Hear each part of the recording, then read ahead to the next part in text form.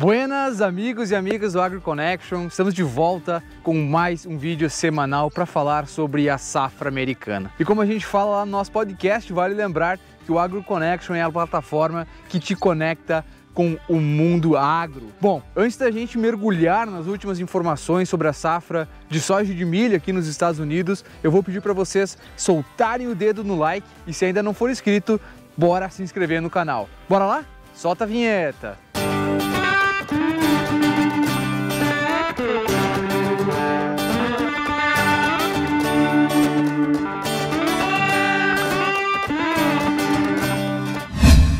Bom, vamos começar pelas projeções de área para soja e milho aqui nos Estados Unidos. Tem algumas informações bem interessantes e algumas conversões, sai um pouco de milho, entra um pouco mais de soja. O USDA, que é o Departamento de Agricultura aqui dos Estados Unidos, estimou uma redução na área de milho. Fato esse que já vinha sendo muito comentado aqui nas rodas de produtores e em dias de campo. O milho, nesse momento, tem uma projeção para 36 milhões de hectares, sendo que no ano passado a projeção do USDA para essa mesma época era de 37, 38 milhões de hectares. Então tem uma queda aí entre 1 milhão e 2 milhões de hectares para milho. O principal fator que está fazendo os produtores deixarem de plantar milho, e a gente escuta isso muito deles, é a questão do preço do fertilizante nitrogenado. Isso faz com que eles tentem jogar um pouco mais na defesa e partirem para a soja ou para o sorgo, que devido à menor produtividade requer um pouco menos de nitrogênio. Em relação à soja, como eu já falei, esse projeto que boa parte do milho vai virar para a soja, o USDA tem estimado uma área de 37 milhões de hectares para o ano de 2022, comparado aí com 35 milhões de hectares no ano passado, um acréscimo de 2 milhões, o que é um grande fator aqui para os Estados Unidos. Falando agora um pouco mais do progresso do plantio, eu tenho rodado hoje principalmente aqui na região central do Kansas para tentar enxergar e tirar algumas fotos para vocês também das culturas que já foram plantadas e emergiram. Nesse momento, média geral dos Estados Unidos, temos 22% do milho plantado. Nos últimos 5 anos, para um efeito de comparação, a média é de 50%. Então a gente plantou nesse ano menos da metade do que a média dos últimos 5 anos. E se a gente comparar isso com o último ano, a gente teve 64%. Então uma diferença muito grande em relação à velocidade de plantio. Milho emergido, temos 5%, tivemos 15% e 18% nos últimos anos, 15% nos últimos 5% e 18% no ano passado. E eu consegui hoje enxergar algumas lavouras já com milho emergido e vocês podem acompanhar em algumas fotos por aqui. Em relação à soja, nós temos 12% plantado nesse momento nos Estados Unidos, 24% foi a média dos últimos 5 anos e 39% foi a média do ano passado. Então, também para a soja consideravelmente atrasado em comparação aos outros anos. Soja emergida, muito difícil de encontrar, eu rodei por aqui e não consegui encontrar nenhuma lavoura com soja emergida e a média geral nos Estados Unidos é de 3%, comparada a 4% nos últimos 5 anos e 9% no ano passado. Então, se a gente fazer uma breve comparação aqui, no ano passado a gente estava plantando mais rápido do que nos anos anteriores. E em relação à emergência, a verdade é que para a soja não se está muito atrasado em comparação aos últimos anos. Em relação ao preço na Bolsa de Chicago, a soja fechou dia 9 de maio, segunda-feira, a 16 dólares e 22 centavos o bushel e o milho a 7 dólares e 82 centavos o bushel. Os dois com uma leve recuada em relação à semana passada. O dólar fechou a R$ 5,16. Bom, Carlos, e você está falando então aí que o milho está atrasado, que a soja também está atrasado, e você deve estar se perguntando sobre o que essa semana nos reserva em relação ao clima, saber se a gente vai conseguir avançar no plantio ou se a gente vai continuar com as máquinas dentro do galpão. Bom, os últimos dias foram de muita chuva em grande parte das regiões produtoras dos Estados Unidos. Observando no mapa, lugares como o sudeste do Kansas, norte de Oklahoma e praticamente todo o centro-sul do Missouri receberam chuvas que acumularam mais de 150 milímetros nos últimos 7 dias. Isso é muita chuva para essas regiões. Nos outros estados, as chuvas nos últimos 7 dias acumularam entre 20 e 60 milímetros. Vale lembrar que a escala desse mapa ela está em polegadas e uma polegada equivale a 25 milímetros. E como essas chuvas afetaram os Estados Unidos em geral? Bom, podemos avaliar de duas maneiras. A primeira delas, e talvez a mais óbvia, é que essas chuvas atrasaram o plantio principalmente no leste, estados como Indiana, Illinois e Iowa. Por outro lado, essas chuvas tiraram alguns dos estados do mapa do monitor de seca. A gente vai falar um pouco do trigo depois e vocês vão entender um pouco do porquê que essa chuva foi importante para aliviar a seca em alguns estados. Nessa animação, a gente consegue ver a variação do monitor de seca entre o final de março e o início de maio. Do final de março até a metade de abril, estados como Minnesota, Iowa e Wisconsin, eles estavam nesse mapa, eles estavam sob algum tipo de seca, seja ela moderada ou severa. Hoje, esses estados não participam mais desse mapa do monitor de seca, mostrando que as chuvas das últimas semanas fizeram com que o déficit hídrico fosse muito amenizado nesses estados. Se observarmos o mapa de soja em relação à área de secas, veremos que apenas 14% da área de soja está sob seca nesse momento aqui nos Estados Unidos. No ano passado, esse valor era de 22%, quase o dobro desse momento. Lembrando que nos dois tons de verde a gente vê a área de soja e em vermelho são as áreas que estão sob seca. Então vocês conseguem ter uma ideia de como que é a distribuição dentro dos Estados Unidos.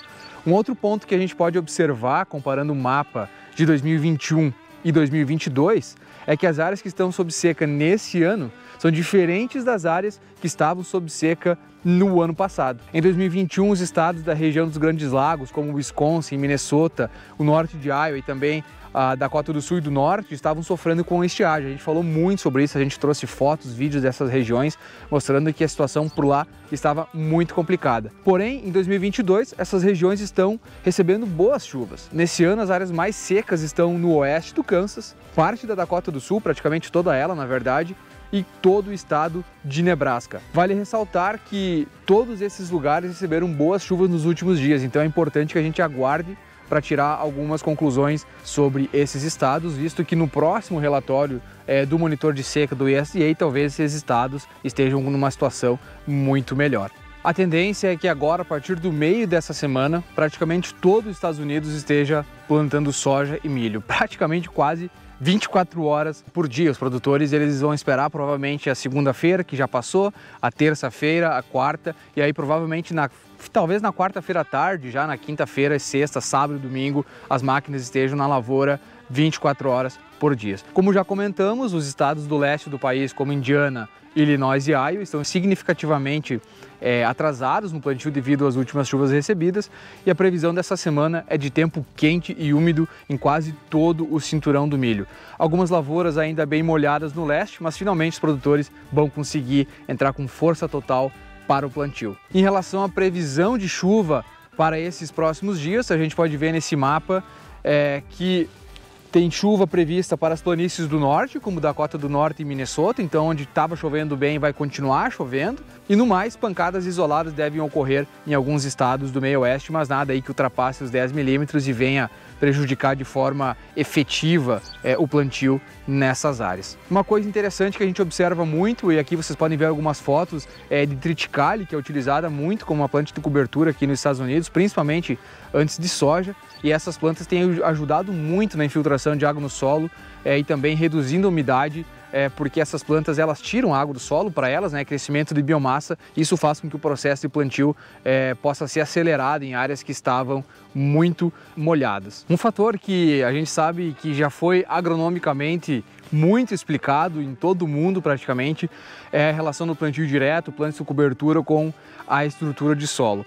Aqui vocês acompanham uma área onde ela não vinha sendo muito bem manejada, com sucessão de culturas e sem plantas de cobertura. Vocês enxergam como a capacidade de infiltração de água ela é bastante limitada. Vocês acompanham agora algumas fotos aqui da lavoura que eu estou nesse momento.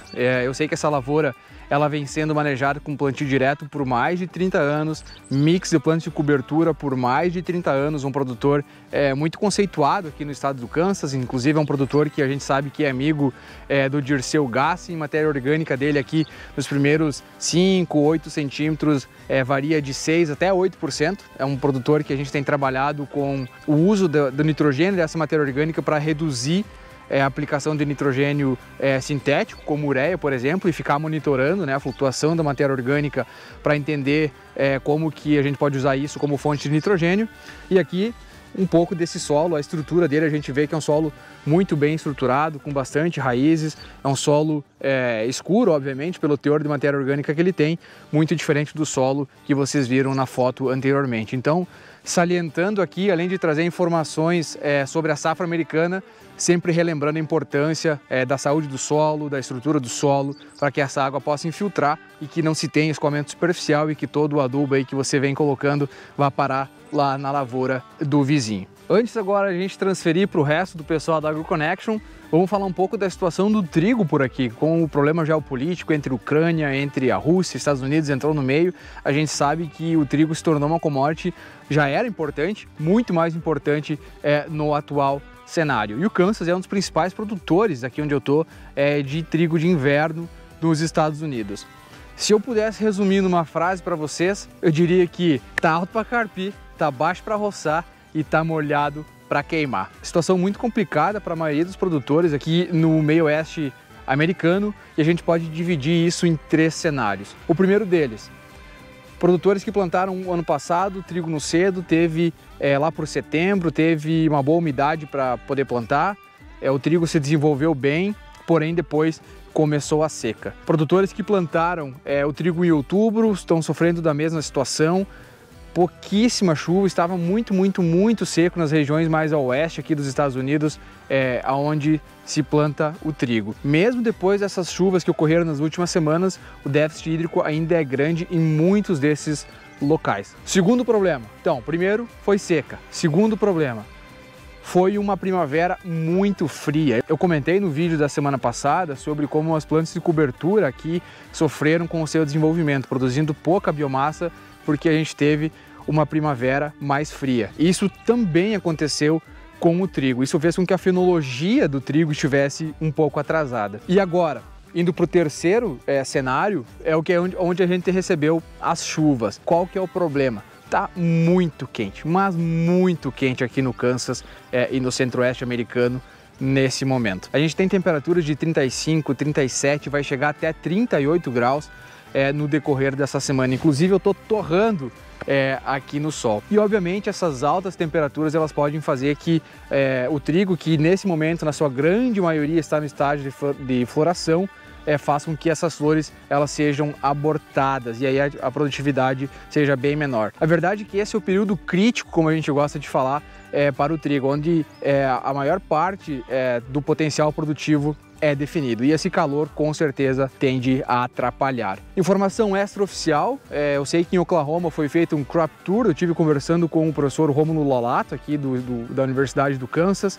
ele comentou comigo, e sempre lembrando, isso não é informação oficial, é extraoficial, eles estimaram uma produtividade de 23 bushels por acre, isso dá praticamente 23, 24 sacos por hectare, sendo que a média do estado é de 35 bushels por acre. Aqui no Kansas, onde a média é um pouco mais alta, chegando até 50 bushels por acre na média do estado, a previsão é que os produtores venham colher 40 bushels por acre nesse ano. Então, mostrando que a situação do trigo aqui também não está às mil maravilhas devido a esses 3 cenários. Seca no início, frio no desenvolvimento fenológico e temperaturas muito altas na floração. Bom, agora vamos escutar dos outros membros do AgroConnection como está a situação lá aonde eles se encontram. Eu começo contigo, Lucas. Muito bem, Carlos. Aqui no leste do Corn Belt, o clima mudou de maneira muito abrupta. Até sexta-feira da semana passada tivemos bastante chuva e temperaturas amenas. Durante o final de semana, o tempo abriu, mas as temperaturas ainda continuaram baixas. A partir da segunda-feira, aí veio sol e calor. Hoje, nesse exato momento aqui em Champaign, está 33 graus, com sensação térmica de 38. Ontem eu viajei para o sul de Illinois, tive a oportunidade de ver algumas propriedades. Muitos produtores estão trabalhando, tentando tirar o atraso no plantio. Com relação à previsão para os próximos dias, até sexta-feira deve manter o calor e tempo bom. Para o final de semana são esperadas algumas pancadas de chuva e dá uma amenizada um pouco no calor. E aí, Alexandre, conta para nós como está aí no oeste. Esquentou também? Fala, Lucas, galera do AgroConnection. Bom, aqui pela região centro-norte nós temos então um atraso na semeadura do milho. Nebraska aí está com 39%, semana passada nós estávamos reportando 29%, ou seja, não se plantou muito, choveu bastante na semana anterior, né?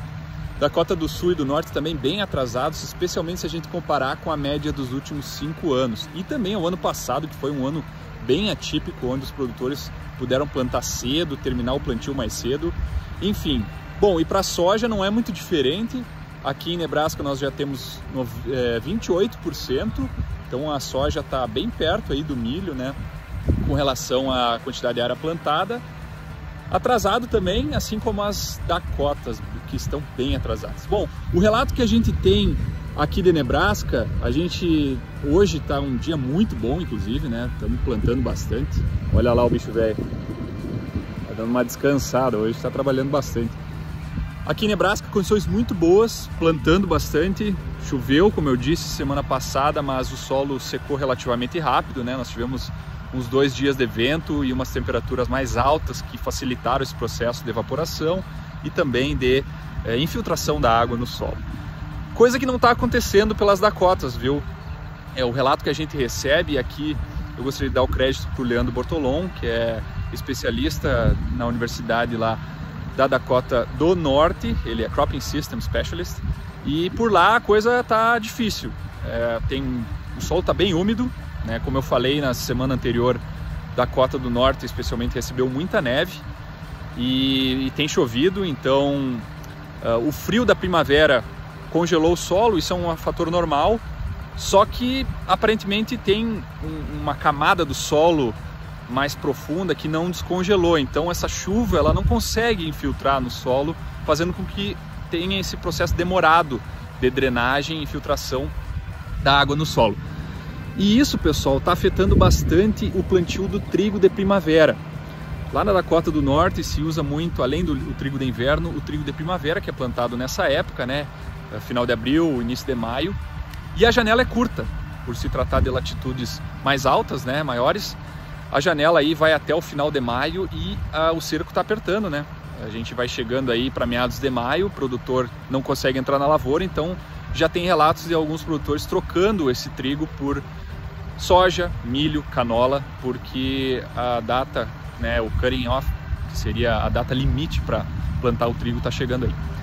Bom, eu volto na semana que vem e agora vai contigo, Fernanda. Conta para nós aí a região dos Grandes Lagos. Olá, amigos e amigas do Agro Connection! Estamos de volta para mais uma semana para reportar aqui a região dos Grandes Lagos, mais especificamente os estados de Minnesota, Michigan e Wisconsin. Bom, o plantio da soja e do milho, embora esteja atrasado, avançou com relação aos números que reportamos na semana passada. Então, até essa última segunda-feira, dia 8 de maio, os valores variaram em torno de 4 a 9% do milho plantado em Michigan, Minnesota e Wisconsin, com Michigan aí sendo o estado mais atrasado, com apenas 4% do milho plantado até agora. Bom, nenhum dado de emergência até o momento, o que é de se esperar com as baixas temperaturas que tivemos aí na semana passada. Bom, e se compararmos a safra do ano passado, o milho plantado aí já estava atingindo entre 40% a 80% nesses 3 estados e em torno de 4% a 7% emergido. Bom, e para a soja plantada esse ano, os valores variam de 2% a 8% nesses 3 estados, comparado aí a 31% a 60% para a safra do ano passado. Então, pelo que a previsão do tempo mostra, essa semana as temperaturas vão aumentar e o clima vai estar mais propício para o plantio. Então, provavelmente na próxima semana aí vamos ver valores mais altos com relação à área plantada e emergida também. E essas altas temperaturas significam também atenção na aplicação de herbicida pré-emergência para o combate, por exemplo, de caruru, que é uma erva daninha muito comum aqui na cultura da soja.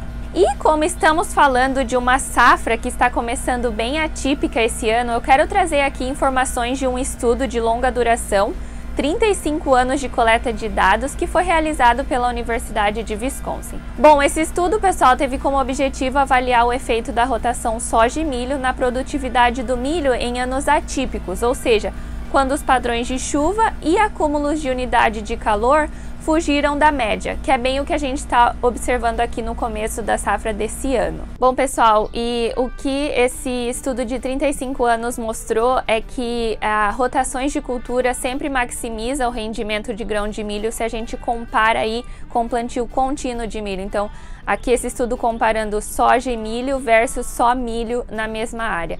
E isso acontece independente do tipo de estação de cultivo, ou seja, a rotação sempre vai ser mais benéfica para a produtividade de milho do que o plantio contínuo, independente se a estação for mais quente ou mais fria, mais úmida ou mais seca. Então aí esse estudo mostrou que à medida que a sequência de cultivo se torna mais contínua, por exemplo, só milho ao invés de rotação soja e milho, o rendimento de grãos de milho é mais afetado aí em estações de crescimento atípica, seja ela fria ou quente, seca ou úmida. Bom, pessoal, como disse, esses foram resultados aí de um estudo de 35 anos realizado pela Universidade de Wisconsin.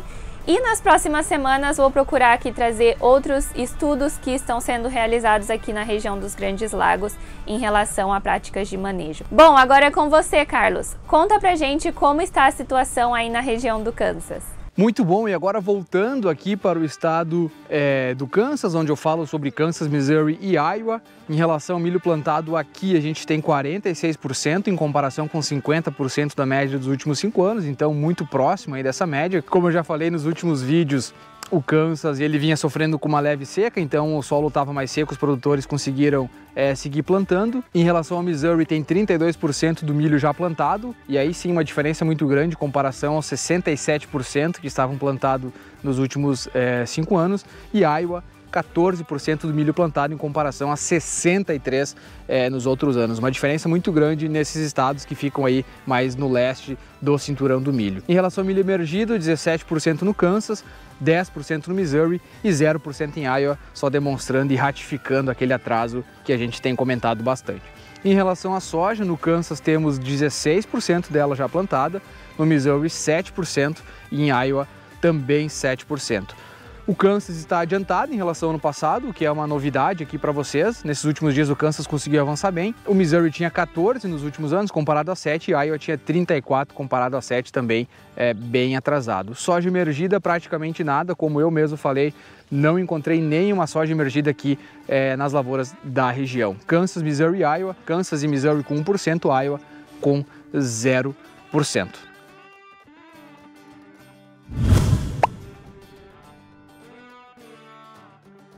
Bom, pessoal, a gente teve sorte hoje, a gente encontrou o Doug Palin, produtor aqui nos Estados Unidos, para conversar um pouco conosco sobre as expectativas dele para essa safra e também os desafios. A gente vai tentar ser rápido porque essa época aqui é difícil achar eles estão sempre muito ocupados. So Doug, thank you very much for taking time to talk to us, and I have 2 quick questions for you.